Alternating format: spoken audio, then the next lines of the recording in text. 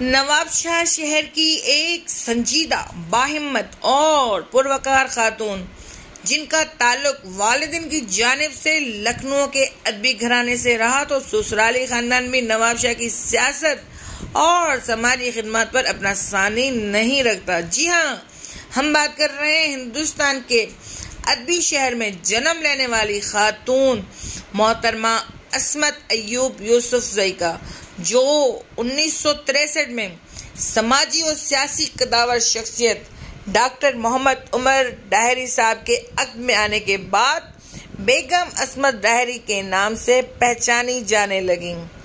आप अदब, शायरी, मुसन्निफा के अलावा एक बेहतरीन समाजी खातून भी थीं।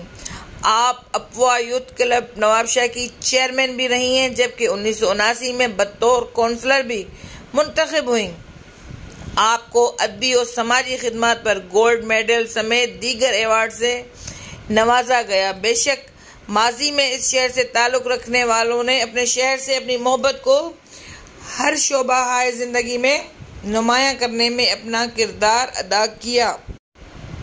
ये लोग आज हम में मौजूद नहीं, लेकिन उन हीरोज़ की खिदमत इस शहर का असासा हैं।